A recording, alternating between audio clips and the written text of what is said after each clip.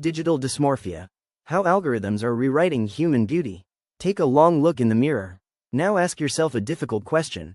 Are you looking at your face? Or are you comparing it to the algorithm's version of perfection? For centuries, human beings have searched for the secret formula of beauty. Artists, philosophers, and scientists have all tried to define what makes a face attractive.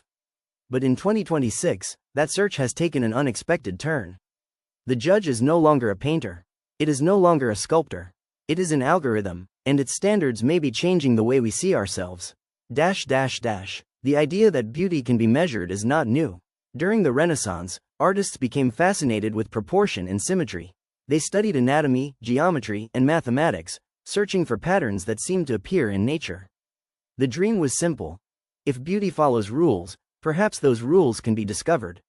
Figures were carefully balanced. Faces were proportioned according to ideal measurements. Harmony became a visual language. Yet even then, perfection remained an artistic concept rather than a universal reality. Real people were rarely as symmetrical as the paintings that represented them. And that was perfectly normal. Fast forward to today, technology has transformed those old measurements into something far more powerful.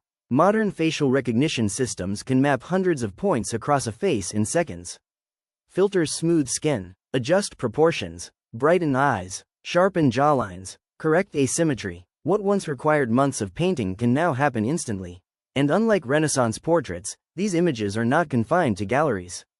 They appear millions of times every day. The result is a new visual environment. One where highly edited faces become so common that they begin to feel normal. The extraordinary becomes ordinary, and the ordinary begins to feel flawed.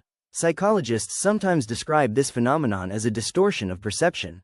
The more frequently we encounter an image, the more familiar and desirable it may appear. Over time, our expectations shift. We stop comparing ourselves to real people. We compare ourselves to optimized versions of people. This is where digital dysmorphia begins to emerge. The issue is not vanity. The issue is perception. When filters and editing tools become deeply integrated into everyday communication, they create a gap between reality and expectation.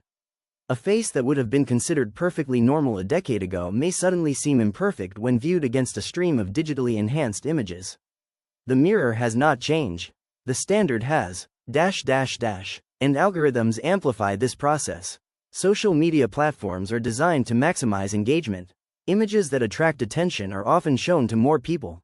As certain aesthetics become popular, they spread rapidly.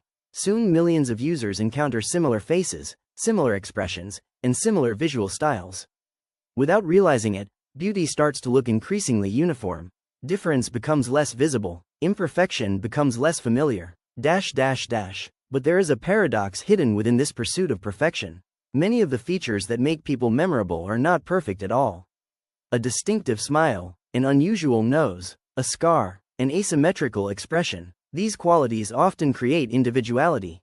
They tell stories. They make faces recognizable. Human beauty has always existed alongside human imperfection.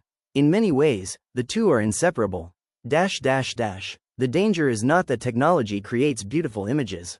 The danger is that repeated exposure to artificial perfection may narrow our definition of beauty itself. When every face is optimized, uniqueness can begin to disappear. And when uniqueness disappears, beauty risks becoming predictable. Perhaps the most important question is not whether algorithms can identify symmetry. They clearly can. The deeper question is whether symmetry alone is what makes us human. Because throughout history, the most compelling faces were rarely remembered for mathematical perfection. They were remembered for character, presence, emotion, and individuality, things no algorithm can fully calculate. So the next time you look in the mirror, consider this. Beauty may not be found in becoming more symmetrical. It may be found in the very imperfections that technology keeps trying to erase. And perhaps the most radical act in the age of digital perfection is choosing to remain human.